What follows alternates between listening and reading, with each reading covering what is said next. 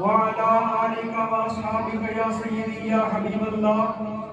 الصلاة والسلام عليك يا سيدي يا رحمة للعالمين وعلى آلك وأصحابك يا سيدي يا خاتم النبيين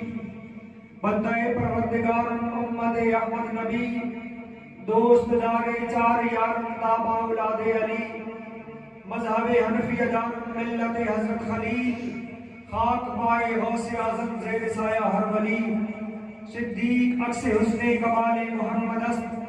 فاروق ذل جاہ و جلال محمد است عثمان ضیاء شمع جمال محمد است اور حیدر بہار باغ خصال محمد است صلی اللہ تعالی علیہ وسلم. حمد و صلات کے بعد آقا انعامدار مدنی چلندار حبیب پروردگار احمد مجتبی جناب محمد مصطفیٰ صلی اللہ علیہ وسلم کی بارگاہ میں ہدیۃً تحفۃً تبرکاً عاجزاً ادباً درود شریف کا نذرانہ پیش کرنے کے بعد نہایت ہی عاجز الاحترام سامعین ذویل احتشام، جیسا کہ تمام آپ کو معلوم ہے کہ آج کی یہ بابرکت محفل میلاد مصطفیٰ صلی اللہ علیہ وسلم انعقاد پذیر ہے اور ہر بابرکت محفل کا آغاز تلاوت کلام الہی سے کیا جاتا ہے، کیونکہ میرے آقا علیہ السلام کا فرمان ہے کل امر ذی بال لم یبدأ بسم اللہ تعالی فہو اخطأ، کہ حضور علیہ السلام نے ارشاد فرمایا کہ ہر وہ کام، ہر وہ ذیشان کام، ہر وہ عظمت والا کام، ہر وہ رفعت والا کام جس کی ابتدا اللہ تعالیٰ کے کلام سے، اللہ تعالیٰ کے نام سے نہ کی جائے تو وہ کام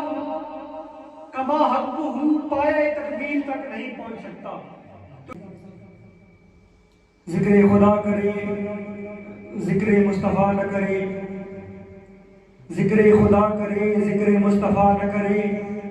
ہمارے منہ میں ہو ایسی زبان خدا نہ کرے. ہر ابتدا سے پہلے، ہر انتہا کے بعد، ہر ابتدا سے پہلے ہر انتہا کے بعد نام نبی بلند ہے نام خدا کے بعد. اور دنیا میں احترام کے قابل ہیں جتنے لوگ، دنیا میں احترام کے قابل ہیں جتنے لوگ، میں سب کو مانتا ہوں مگر مصطفیٰ کے بعد. اب نعت رسول مقبول سے جس طرح جہانگیر صاحب آپ نے نعت پڑھی اور اس کے اندر ایک بہت خوبصورت شعر پڑھا کہ جب حضور علیہ السلام مائی حلیمہ کے گھر تشریف لائے تو اس کی ساری غربت ختم ہو گئی. ذرا بلند آواز سے کہہ دیجیے سبحان اللہ. علامہ صاحب جو تشریف لے کر آ رہے ہیں میاں والی سے، بہت دور کا سفر ہے اور آپ کو یہ بھی پتہ ہے کہ میاں والی سے یہاں تک کا روڈ کس طرح کا ہے، تاکہ وہ یہاں پر آئے اور آپ لوگوں کا ذوق دیکھیں تو ان لوگوں ان کی ساری جو تھکن ہے وہ دور ہو جائے. ذرا بلند آواز سے کہہ دیجیے سبحان اللہ. تو قاضی ثناء اللہ پانی پتی رحمۃ اللہ تعالی علیہ آپ اپنی کتاب تفسیر مظہری میں لکھتے ہیں کہ جب حضور علیہ السلام کو دائی حلیمہ نے گود میں لیا اور مکہ کی جو امیر ترین صاحبزادیاں تھیں، مکہ کی جو بہت امیر ترین عورتیں تھیں، وہ آپس میں سرگوشی کرتی کہ دائی حلیمہ جو پہلے اتنی غریب ہوا کرتی تھی، دائی حلیمہ جس کے پاس جلانے کے لیے دیا تک نہیں تھا، اور اگر دیا تھا تو دیے کو جلانے کے لیے تیل موجود نہ تھا، تو اس دائی حلیمہ کے پاس ایسی کون سی اللہ تعالیٰ کی نعمت آئی ہے کہ اس کا دیا بالکل بجھ ہی نہیں. وہ دائی حلیمہ جس کا دیا مہینوں تک میں جلتا تھا، جب حضور علیہ السلام ان کی گود میں آئے تو مکہ کی عورتیں انہوں نے یہ پروگرام بنایا کہ ہم دائی حلیمہ کے پاس جائیں گی اور پوچھتی ہے جا کر کہ اے دائی حلیمہ تیرے ہاتھ کون سا ایسا خزانہ لگا ہے، تیرے ہاتھ کون سی ایسی نعمت لگی ہے کہ وہ دائی حلیمہ جس کا دیا کبھی نہ جلتا تھا، جب وہ دائی حلیمہ جس کا دیا کبھی مہینوں کے بعد جلتا تھا اور اچانک ایسی روشنی تیرے گھر میں کہاں سے آئی، ایسا نور تیرے گھر میں کہاں سے آیا. تو عورتیں، مکہ کی چند عورتیں، وہ امیر زادیاں، وہ مکہ کی صاحبزادیاں وہ دائی حلیمہ کے پاس آئیں اور آ کر کہتی ہیں اے حلیمہ کبھی وہ وقت تھا جب مہینہ مہینہ تیرے گھر میں چراغ نہیں جلتا تھا، جب مہینہ مہینہ تیرے گھر میں دیا نہیں جلتا تھا، ایسی کون سی نعمت تیرے ہاتھ لگی ہے، ایسا کون سا خزانہ تیرے ہاتھ لگا ہے؟ ہم دیکھ رہی ہیں، ہم بھی اپنے گھروں کے چراغ رات کو بجھا کر سو جاتی ہے،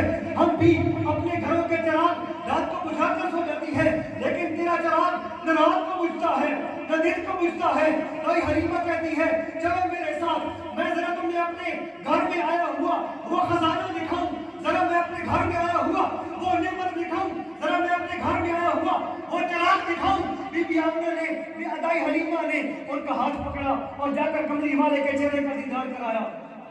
ذرا بلند آواز سے کہہ دیجیے سبحان اللہ۔ کملی والے کے چہرے کا دیدار کرایا اور ادائی حلیمہ کہتی ہے کہ یہ ہے وہ چراغ، یہ ہے وہ دیا، یہ ہے وہ خزانہ، یہ ہے وہ نعمت۔ جب سے یہ نعمت میرے گھر میں آئی ہے میں نے سارے چراغ توڑ دیے۔ جب سے یہ نعمت میرے گھر میں آئی ہے میں نے سارے چراغ بھی توڑ دیے ہیں۔ تو پھر اسی لیے تو دائی حلیمہ کے گھر میں نہ رات کو چراغ بجھتا تھا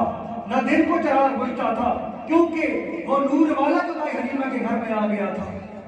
وہ نور والا جو دائی حلیمہ کے گھر میں آ گیا تھا، وہ نور والا جس کی شان اتنی بڑا اور بڑا ہے کہ علماء فرماتے ہیں، قرآن میں رب ذوالجلال نے بھی ارشاد فرمایا کہ سب سے پہلے زمین کے نیچے پانی ہے، پھر چھٹی زمین ہے، پھر ساتویں زمین ہے، چھٹی زمین ہے، پانچویں، چوتھی، تیسری، دوسری، پھر پہلی زمین کے اوپر فضا ہے، فضا کی اوپر پہلا آسمان ہے، پھر دوسرا، تیسرا، چوتھا، پانچواں، چھٹا، ساتواں آسمان ہے، ساتویں آسمان کے اوپر سدرۃ المنتہا کے اوپر جنت الفردوس کے اوپر میرے رب ذوالجلال کا مکان عرش مولا۔ وہ کملی والا تو اتنی شانوں والا ہے، اتنی عظمتوں والا ہے، اتنی رفعتوں والا ہے، اتنے بلند مقام والا ہے، اتنے بلند مرتبے والا ہے کہ کملی والا تو ساتوں آسمان کے پار رب ذوالجلال کے پاس جا کر بیٹھتا ہے۔ وہ کملی والا تو ساتوں آسمان پار کر کے، سدرۃ المنتہا پار کر کے، پھر کیسا نبی کی شان ہے، کیسی نبی کی عظمت ہے، کیسی نبی کی رفعت ہے، کیسا نبی کا بلند مرتبہ ہے، کیسا نبی کا بلند مقام ہے، کیسی نبی کی بلند عظمت، رفعت، مقام، مرتبہ و عظمت والا ہے کہ جبریل بھی جا کر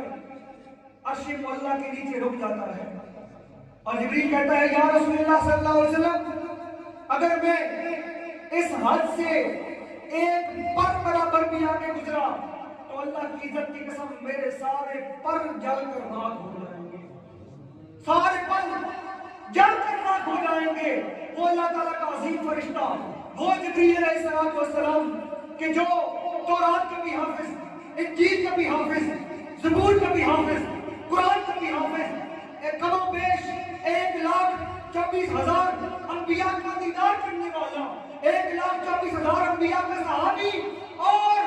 تمام آسمانی کتابوں کا حافظ، وہ بھی جا کر عرش اللہ کے نیچے رک جاتا ہے، کہتا ہے اللہ کی عزت کی قسم اگر میں ایک پر برابر بھی آگے گزرا تو میرے پر جل کر راکھ ہو جائیں گے۔ تو کملی والا مصطفیٰ وہ جبریل کو بھی پیچھے چھوڑ کر آگے چلا جاتا ہے۔ بلند آواز سے کہہ دیجیے سبحان اللہ، ذرا ہاتھوں کو بلند کر کے کہہ دیجیے سبحان اللہ۔ کملی والے کی اتنی شان ہے کہ اگر ہم حضور علیہ السلام کی زندگی میں سے ایک لمحے کی شان بیان کرنے لگ جائے تو ہماری ساری زندگی ختم ہو جائے گی۔ شاعر کہتا ہے کہ زندگیاں ختم ہوئی، قلم ٹوٹ گئے، زندگیاں ختم ہوئی، قلم ٹوٹ گئے، پر یا رسول اللہ تیرے اوصاف کا ایک باب بھی پورا نہ